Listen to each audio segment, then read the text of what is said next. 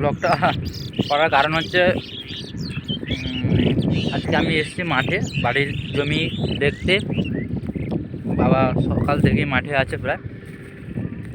আমি ভাবলাম যাই বাবার সাথে একটু দেখা করে আসি। দেখি বাবা কাজ করছে, বাবা বললো ওই জমিতে গিয়ে দেখে আসতে জল হয়েছে কিনা। তো আমি এসেছি জল দেখতে। অনেকদিন আমার বাড়ির মাঠে জমি টমিগুলো দেখা হয়নি। আর এখন তো সব রোপণ টোপণ সিজন চলছে, ওগুলো কাজ চলছে প্রায়। যাই বলো, মুখে আমার পানটা চলছে।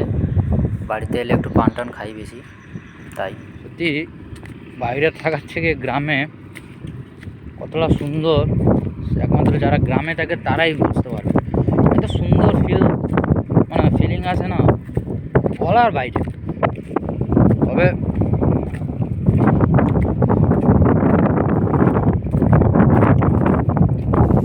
মুখে যে পাচ্ছি তো ওই জন্য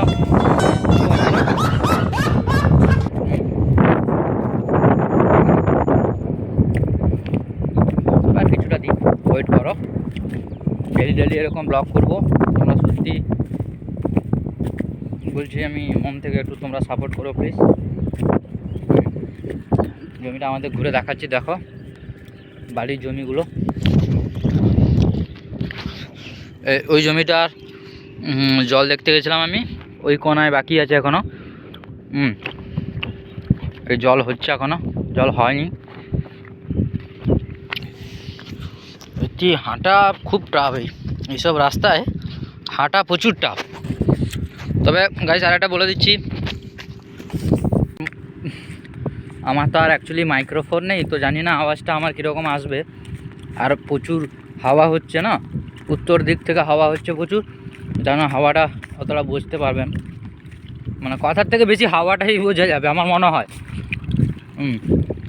দেখতে পাচ্ছ খুব সুন্দর লাগছে।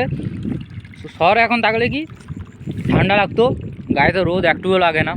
গ্রামে থাকলে এই জিনিসটা একটা ফিল, হাওয়াও ঠান্ডাও লাগে, গরমও লাগে, সবটাই ফিল অনুভব করতে পারি। শহরে এই জিনিসটা পারি না, তার মধ্যে রোদ গায়ে হোক, হেভি হাওয়া লাগছে, মানে সত্যি। আর অনেকদিন পর বাড়িতে এসে তো মানে খুবই আনন্দ হচ্ছে, ফিল